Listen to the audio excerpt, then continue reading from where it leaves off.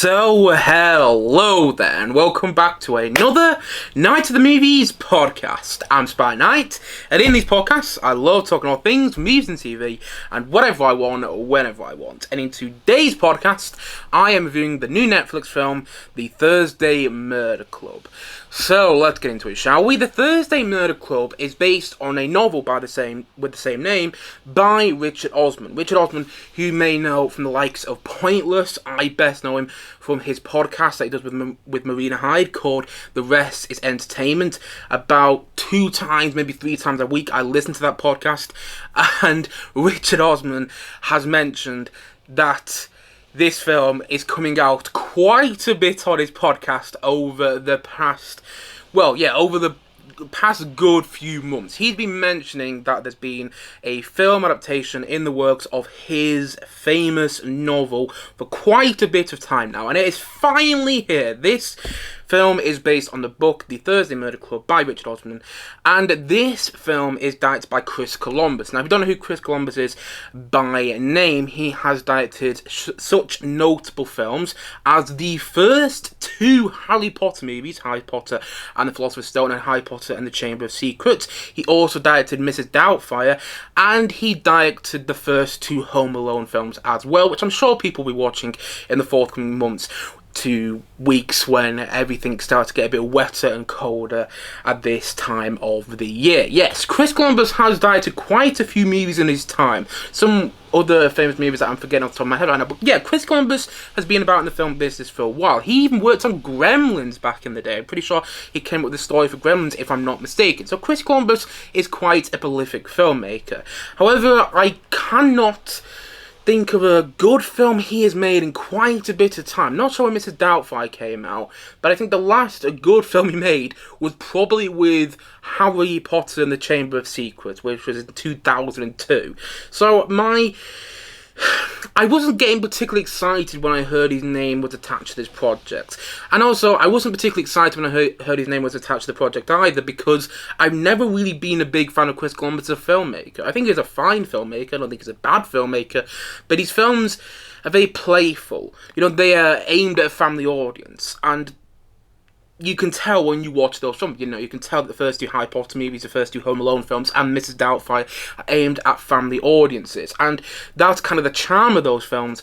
But also, you can get great family movies which have an edge to them, which hit you in the gut. And in my opinion, none of Chris Columbus' past movies have done that. So, with him attached as a director of the film, I didn't have loads of confidence, but I did get more interested, and you know what, I'd even say a little bit excited for this film when I heard the cast that was attached to this movie. I mean, a main 4 stars in the film: Helen Mirren, Pierce Brosnan, Celia Imrie, and Ben Kingsley, and alongside them you have supporting performances from the likes of Paul Freeman, which many people might know as Belloc from Raiders of the Lost Ark. He was also in Hot Fuzz. Tom Ellis, which many people might know as Lucifer.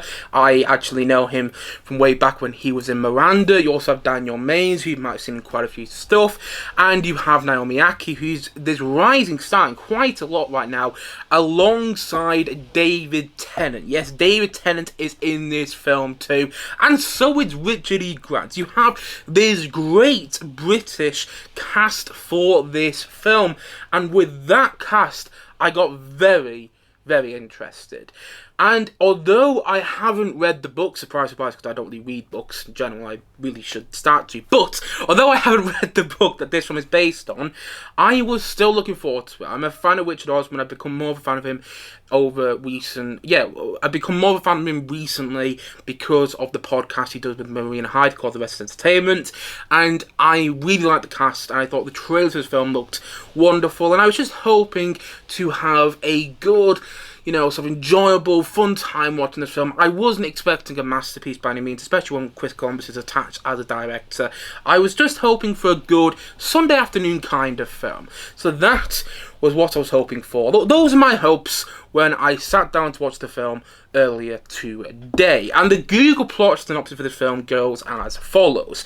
4 retirees spend their time solving cold case murders for fun, but their casual sleuthing takes a thrilling turn when they find themselves with a real whodunit on their hands. And that's pretty much all I need to know about this film before seeing it.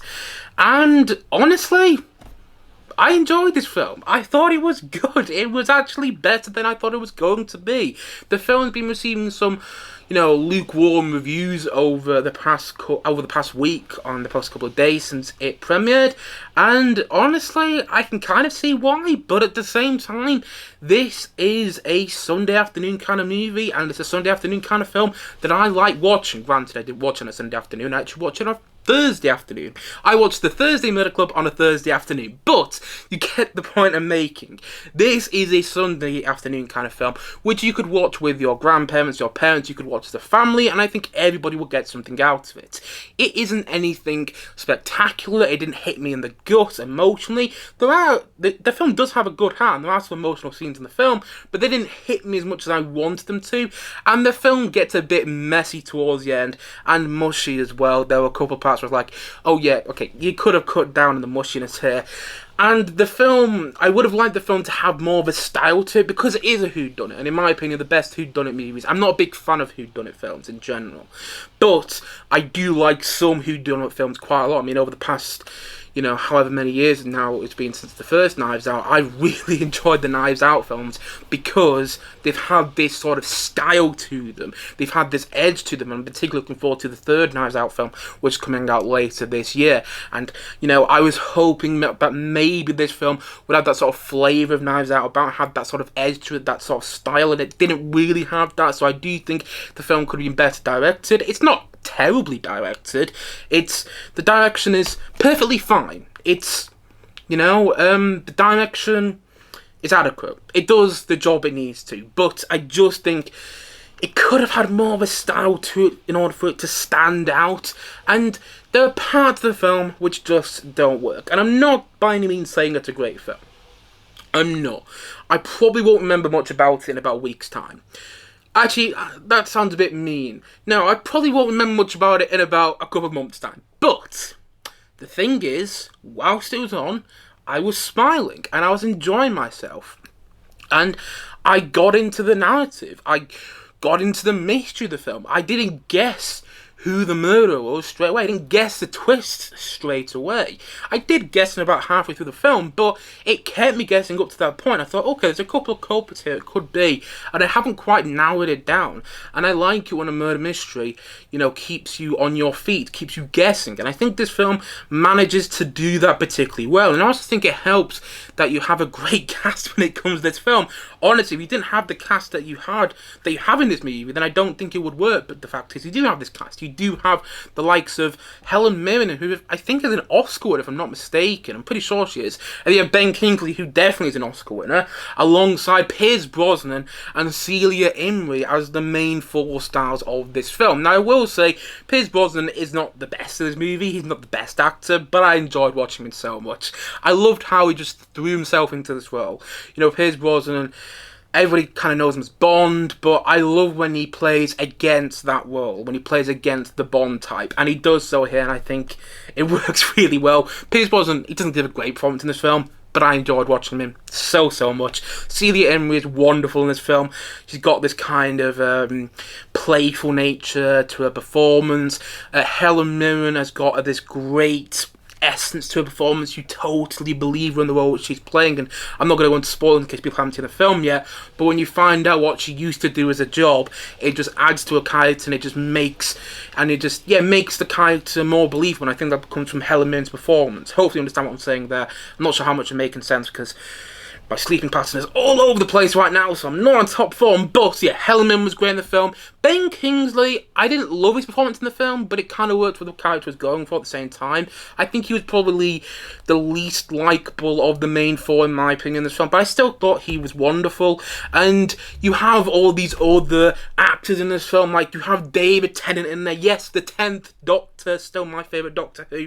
And whenever I see David Tennant in something, I immediately get interested because he played my favourite version of the Doctor. And he is chewing up the scene in this film, but in a way you can clearly tell he was enjoying doing. I really liked him in there. Naomi Ackie, I thought added this sort of sweetness to the film, which I thought was needed.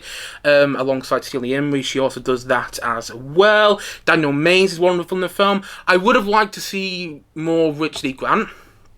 I thought Richard E. Grant, well, without going into spoilers, because there's a bit of a mystery surrounding his character, I would have liked to see more of him. I thought he was really good, and he was playing against the type that I usually see Richard E. Grant play in a movie, and so I was hoping I'm going to see more of him. But again, he was good when he was in there. And there were other good performances in there as well. And none of the cast really does a bad job. It's not a badly made film. I just wish it had a bit more style to it. Still, it's got a good heart in there. It's got good emotional scenes. Not great emotional scenes, but good emotional scenes. And that was enough for me. And it's a good Sunday afternoon kind of film. And at the end of the day, that was what I was hoping it was going to be. You know, this is really, when you think about it, not when you think about it, in actual fact, it's a Netflix film. It's a Netflix film. Let's just reiterate that one more time. It's a Netflix film about 4 retirees solving murders. And on paper, that sounds like it would be a terrible film. How many Netflix films are actually good films? The majority of Netflix movies, about 95% of Netflix movies, are pretty awful. Let's be honest with ourselves. They are. There's some Netflix movies which are fantastic, but the majority of them are not. And when I heard this was going to Netflix, my heart sank. When I heard it was being directed by Chris Columbus, who I don't particularly love as a filmmaker, my heart sank a little more. And I didn't have great expectations going into the film, sitting down to watch it on my sofa earlier today. But the thing is, for what it is, I think it works. It's a good Sunday afternoon film, and I mean that in the best way possible. I'm not going to say it's one of the great Sunday afternoon movies, which you'll probably return to watch time and time again, but it is a sort of Sunday afternoon film which you would stick on, and probably enjoy whilst it was on, and it would satisfy at the same time. It'd make you smile, it'd make you laugh. It does have some funny moments in there. Enough funny moments that made me laugh, which I did not expect, and it turned out better than I thought it was going to be. I thought it was going to be a really sort of naff, lackluster, and, well, not particularly memorable film. And I'm not saying it is very memorable, but, again, I was entertained by it whilst it was on. I got into the whole murder mystery part of the film, which is a significant part of the film. I got into the murder mystery stuff. I enjoyed watching these characters. They're all likeable in their own ways. And, well, most of the characters, and even the characters that are unlikable, you still enjoy watching because of the way they are played by the actors playing them. Yeah, I liked this film for what it was. Again, it's not great, but for a Netflix film about 4 retirees in a caring home solving murders, it's better than I thought it was going to be. I will say, and this is the last thing I say before I give my rating, I know it's based on a book, and I haven't read the book this film is based on, but I do know a couple of people who also happen to live in the same house as me, who have read the book that this film is based on, and they said there are significant changes in this film from the book. And I wonder if that was on purpose, maybe leave those changes for the sequel, if you follow me. Like, sometimes you get a film based on a book or based on a series of books, and they save something from one book for the next film, if you get me. I think Harry Potter did that, and I think the Lord of the Rings trilogy did that. Sometimes there's a significant part of one book that isn't in the film adaptation of that book, but then ends up being in the film adaptation of the sequel book. So maybe that'll happen, and I wonder why they made those changes. Maybe it was to cut down on runtime or something like that. But the original story does sound a little bit more interesting, so I do wonder why they changed that. But perhaps there's a good reason, and if we do ever get a sequel to this, because I know there is a follow-up book, then maybe the changes make more sense when we come to the sequel. I don't know. I just know that changes are made, so I will be interested to see how people who have read the book react to this film. Maybe they like it still, or maybe they don't like it because of the changes it made. But as somebody who hasn't read the book that this one is based on, I enjoyed it for what it was. It was good fun. Nothing more, nothing less. It's got major problems with it, and I wish it had more of a style to it. And I do kind of hope that if the sequel gets made, there's a different director at the helm. But it's a good Sunday afternoon film that'll make you smile, that'll make you laugh, and maybe make you get a little emotional. And you know what?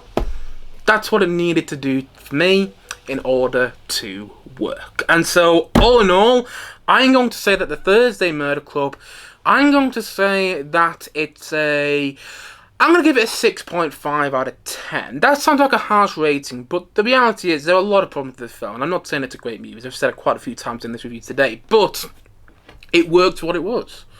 And it's probably a film that I will end up watching again in about a year's time, maybe with my grandma when she comes around. I never really call her grandma, I call her granny actually, but you get the point I'm making. It's a film which I would probably watch with an elder person in the family, because I think they would actually quite like it. And so it does sound a bit harsh that I'm giving it a 6.5 out of 10, but honestly, I was kind of expecting to give this film like a 4 out of 10. And the fact is, I'm sitting here right now, and I'd be lying if I said I didn't enjoy it. I'd be lying if I said I didn't have a smile on my face and I wasn't engaged in the murder mystery going on in this film. Yeah, it's a good film. It works for what it is. Compared to other murder mysteries, it's not particularly anything special. It's a good Netflix film about 4 people in a care home solving murders. In an old people's home solving murders. And you know what? I was entertained by it. And I'm surprised to say that, but I'm super glad that I am. And so, all in all, as I've already said, and I was going to say once more in this podcast today, the Thursday Murder Club, actually, you know what? I'm feeling generous. I don't know why, but I'm actually going to change my rating, and I'm going to say that the Thursday Murder Club is a 7 out of 10 from me.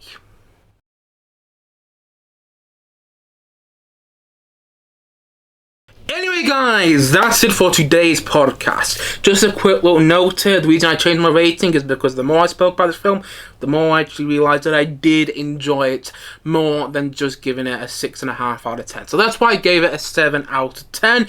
And if you have seen the Thursday Murder Club, please let me know your thoughts on it in the comment section below. And as always, thank you for watching or listening to this podcast. And if you haven't yet, please do click down below and like and subscribe on this video. And I look forward to many more videos and many more podcasts coming very, very soon on this channel. As I've already said, thank you so much for watching or listening to this podcast. And I will see you guys again soon. But bye for now. Bye.